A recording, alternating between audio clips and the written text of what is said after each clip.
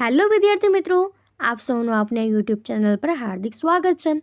તો આજે હું તમારા માટે લઈને આવી ગઈ છું ધોરણ 4 વિષય પર્યાવરણ એકમ 5 અનિતા અને મધમાખીઓ એનું સંપૂર્ણ સોલ્યુશન. તે પહેલાં તમે જો આગળના વિડીયો ન જોયા હોય તો તે જરૂરથી જોઈ લેજો અને આપણી ચેનલને લાઇક, શેર અને સબસ્ક્રાઈબ જરૂરથી કરી દેજો. તો ચાલો આપણે એકમ 5ની સંપૂર્ણ સમજૂતી મેળવીએ. તો અહીં આપણા પ્રકરણ 5 અનિતા અને મધમાખીઓ તેમાં પણ આપ્યું છે કે મારું નામ અનિતા ખુશવાહ છે. હું બોચાહા ગામમાં રહું છું. આ ગામ બિહારના મુઝફ્ફરપુર જિલ્લામાં આવેલું છે. હું મારા માતા પિતા અને 2 નાના ભાઈ સાથે ગામડામાં રહું છું. હું કોલેજમાં ભણવા સાથે નાના બાળકોને પણ ભણાવું છું. હું મધમાખીઓ એટલે કે હની બીઝનો ઉછેર પણ કરું છું. આ બધું કંઈ સહેલું નથી. હું નાની હતી ત્યારે મારે આખો દિવસ બકરીઓ ચરાવવા જવું પડતું હતું. મારે તો શાળાએ જવું હતું, પરંતુ મારા માતા પિતાએ છોકરી શાળાએ જાય એ ગમતું ન હતું. તો હવે એના પરથી કીધું છે કે આ એક સાચી ઘટના છે. શાળામાં જઈ ભણી ગણીને આગળ વધતી છોકરીઓ માટે અનિતા ખુશવાહ એક આદર્શ છે. બાળકોને શાળામાં રહેલા ભારતના નકશામાં બિહાર શોધવા માટે કહેવાનું છે. તો હવે એના પછી છે કે શાળાનું સ્વપ્ન. એક દિવસ હું શાળામાં પહોંચી ગઈ અને બાળકોની પાછળ ચૂપચાપ બેસી ગઈ. હું તો ખૂબ જ ખુશ થઈ ગઈ. ઘેર આવી પછી માતા પિતાને શાળાની વાત કરી, પણ તેમણે તો શાળાએ જવાની ચોખ્ખી ના પાડી દીધી. હું ખૂબ જ રડી. ગામની શાળાના એક શિક્ષકને આ ખબર પડી. તેમણે મારા માતા પિતાને સમજાવ્યા. તેમણે તો એ પણ કહ્યું કે ધોરણ 8 સુધી ભણવામાં તમારે કાંઈ પણ ખર્ચવાની જરૂર નથી. ભણવું એ દરેક બાળકનો અધિકાર છે. માતા પિતા માની ગયા અને મારું શાળાએ જવાનું શરૂ થયું. હું કાંઈ હોશિયાર છોકરી ન હતી, પણ હંમેશા કંઈ ને કંઈ પૂછતી રહેતી. તો હવે કહ્યું છે કે તમે આખા વર્ષમાં શાળા માટેની વસ્તુઓ પાછળ કેટલો ખર્ચ કરો છો એ નોંધો. તો અહીં આપણને વસ્તુ આપી છે અને કરેલા ખર્ચ આપ્યા છે. તો સૌથી પહેલું તો શાળાએ જવા આવવા માટેનો ખર્ચ. તો આપણે જો રિક્ષામાં ગાડીમાં આવતા હોય તો તેના માટે 5,000નો ખર્ચો થાય. નોટબુક્સ હોય તો તેનો 500 રૂપિયાનો ખર્ચો થાય. પેન્સ અને પેન્સિલ્સ માટે 200 રૂપિયાનો ખર્ચો થાય. ગણવેશ માટે 1,000નો ખર્ચો થાય. દફતર માટે 400 રૂપિયાનો ખર્ચો થાય. લંચ બોક્સ માટે 100 રૂપિયાની આજુબાજુનો ખર્ચો થાય. બૂટ કે ચંપલ માટેનો 400 રૂપિયાનો ખર્ચો થાય. અને અન્ય કોઈ બીજી વસ્તુઓ હોય તો એના માટે આપણે 500 રૂપિયા ગણી લઈએ. તો આમ કુલ આપણે 8,000ની આજુબાજુનો ખર્ચો કરીએ છીએ. તો હવે એના પછી આપણને કહ્યું છે કે આ વર્ષે તમે તમારા પુસ્તકો માટે કેટલો ખર્ચ કર્યો? તો આ વર્ષે પુસ્તકો માટે મેં 800 રૂપિયાનો ખર્ચો કર્યો છે. તમને ગણતા ગણવેશ એટલે કે યુનિફોર્મનું ચિત્ર તમારી નોટબુકમાં દોરો અને એમાં રંગ પૂરો. તો આ પ્રવૃત્તિ તમે કરી શકો છો. એના પછી છે કે ભણવાનું ચાલુ કર્યું. હું 5મા ધોરણમાં પાસ થઈ. મને ખબર હતી કે હવે ભણવાનો ખર્ચ વધશે. માતા પિતા ભણાવવા તૈયાર ન હતા, પણ મારે તો ભણવું હતું. મેં બીજા નાના બાળકોને ભણાવવાનું શરૂ કર્યું. થોડાક રૂપિયા મળવા લાગ્યા અને મારું ભણવાનું પણ ચાલુ રહ્યું. એના પછી છે ચાલો વાત કરીએ. તેમાં આપણે પ્રશ્ન પૂછ્યો છે કે દરેક બાળકને ભણવાનો હક છે. ધોરણ 8 સુધી તો મફત ભણાય. આ અંગે તમે શું જાણો છો એ કહો. તો RTE 2009 કાયદા મુજબ 6 થી 14 વર્ષના બાળકોને પ્રાથમિક શિક્ષણ મફત અને ફરજિયાત મળવું જોઈએ. આ કાયદા મુજબ દરેક બાળકને ભણવાનો હક છે. ધીમે ધીમે મેં અન્ય લોકોને પણ છોકરીઓને શાળામાં મોકલવા માટે વાત કરી. મારા માતા પિતા પણ મને મારા કામમાં મદદ કરવા લાગ્યા. મારી માતા ઘરના બધા કામ કરી લેતી, જેથી મને ભણવામાં વધુ સમય મળી શકે. એના પછી છે કે મધમાખીની ઉછેરનાર એટલે કે બી કીપર. તો માટે એમાં આપણને આપ્યું છે કે અમારા વિસ્તારમાં લીચીના વૃક્ષ ઘણા છે. આ વૃક્ષના ફૂલો મધમાખીઓને ખૂબ જ ગમે છે, એટલે ઘણા લોકો મધમાખીઓ ઉછેરવાનું કામ કરે. વળી સરકાર એ માટે તાલીમ પણ આપે છે. હું એ તાલીમમાં જોડાઈ. તેમાં હું એક જ છોકરી હતી. ઓક્ટોબરથી ડિસેમ્બર મહિનામાં મધમાખીઓ ઈંડા આપે. એ સમયે એમના ઉછેર માટે ઘણો સારો. તો હવે એના પ્રશ્ન પૂછ્યો છે કે તમે કોઈ જીવજંતુને ફૂલ નજીક જોયા છે? તેમના નામ શોધીને અને લખો. તો હા, પતંગિયું, મધમાખી, ભમરો વગેરે જીવજંતુઓ એ ફૂલની નજીક હોય છે. તેઓ કેમ ફૂલની નજીક આવે છે તે શોધો. તો તેઓ ફૂલોમાંથી ફૂલનો રસ ચૂસવા માટે ફૂલની નજીક આવે છે. એના પછી આપણને આપ્યું છે કે તેમના ચિત્ર નોટબુકમાં દોરો અને રંગ પૂરો. તો આ પ્રવૃત્તિ તમારી નોટબુકમાં કરવાની છે. મધમાખી જ્યારે ઉડે છે ત્યારે એક પ્રકારનો અવાજ કરે છે.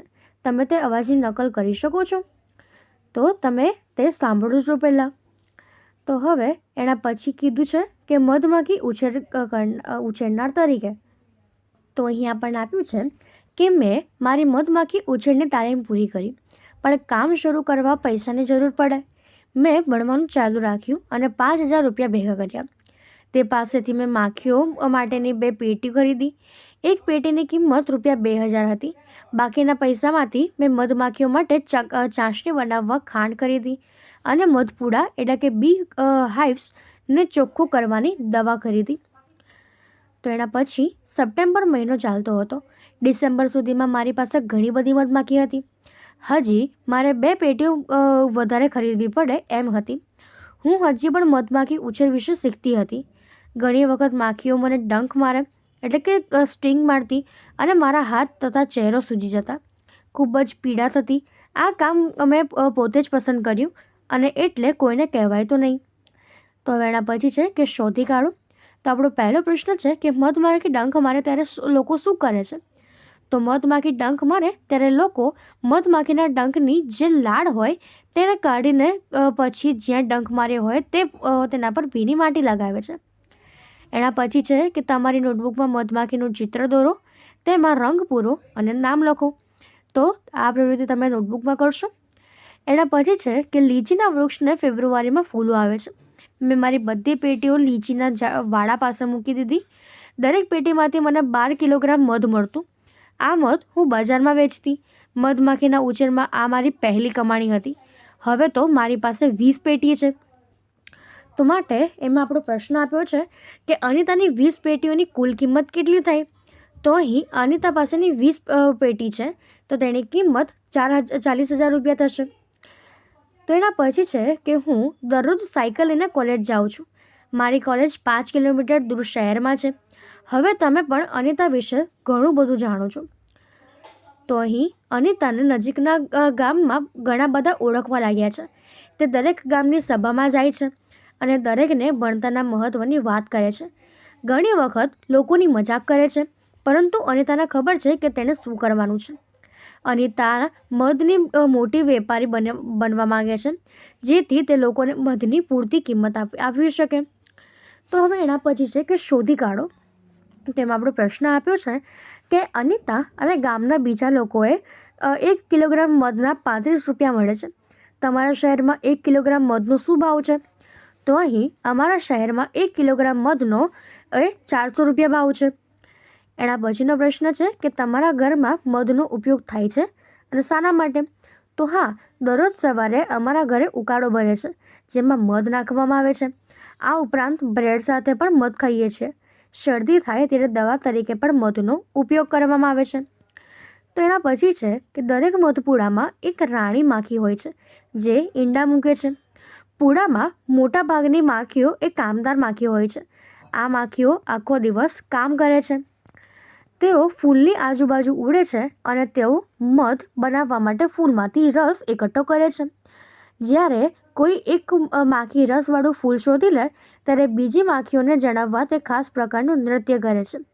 કામદાર માખીઓ મધપૂડા માટે મહત્ત્વની છે અને કામદાર માખીઓ વગર મધપૂડા કે રસનો સંગ્રહ કરી શકાતો નથી. મધપૂડામાંથી બધી માખીઓ ભૂખ્યા પેટે જાય છે. તો હવે પ્રશ્ન પૂછ્યો છે કે મધમાખીઓની જેમ બીજા કયા જીવજંતુઓ છે જે જૂથમાં રહેવાનું પસંદ કરે છે? તો મધમાખીઓની જેમ કીડી, ઉધઈ અને ભમરા એ જૂથમાં રહેવાનું પસંદ કરે છે. એના પછી આપણને આપ્યું છે કે કીડીઓ મધમાખીઓની જેમ સાથે રહે છે અને કામ કરે છે. રાણી કીડી ઈંડું મૂકે છે. સિપાહી કીડીઓ દરની રક્ષા અને દેખભાળ કરે છે. કામદાર કીડીઓ હંમેશા ખાવાનું શોધવામાં અને તેને દર સુધી પહોંચાડવામાં વ્યસ્ત હોય છે. ઉધઈ એટલે કે ટર્માઇટ્સ અને ભમરી એટલે કે વેપ્સ આ પણ આ જ રીતે કહે છે. તો એમાં પ્રશ્ન આપણને આપ્યો છે કે શું તમે જોયું છે કે કીડીઓ ક્યાં રહે છે? તો કીડીઓ એ દરમાં કાં તો જમીનની અંદર રહે છે. ખાવાની કઈ કઈ વસ્તુઓ પાસે કીડીઓ ભેગી થાય છે? તો અનાજ, ખાંડ અને મરેલા જીવજંતુઓ પાસે કીડીઓ ભેગી થાય છે. કીડીઓની હાર જુઓ, તેનો રંગ કેવો છે? તો કીડીઓની હાર લાલ અથવા તો કાળા રંગની હોય છે. એના પછી આપણને આપ્યું છે કે તમને ક્યારે કીડી કરડી છે? કેવી કીડી હતી? કાળી કે લાલ, મોટી કે નાની? તો હા, લગભગ દરેક વ્યક્તિને કીડી કરડી હોય અને તે મોટી અને લાલ રંગની હોય. એના પછી છે કે જ્યારે તમે મગફળી ખાઓ છો, તેના ફોતરા એટલે કે શેલ્સ કદાચ તમે ફેંકી દો છો. તેના ફોતરાનો ઉપયોગ કરીને થોડા જીવજંતુ બનાવવાનો પ્રયત્ન કરો અને તેમને રંગ કરવાનું ભૂલતા નહીં. તો આપણે આ પ્રમાણેની કોઈક એક પ્રવૃત્તિને કરવાની છે, જે તમે જાતે કરી શકો છો. તો અહીં આપણો આ એકમ પૂર્ણ થાય છે. જો તમને આમાં કોઈ પણ ડાઉટ હોય તો તમે તેને કોમેન્ટ સેક્શનમાં જરૂરથી જણાવી શકો છો અને આપણી ચેનલને લાઇક, શેર અને સબસ્ક્રાઈબ જરૂરથી કરી દેજો. Thank you.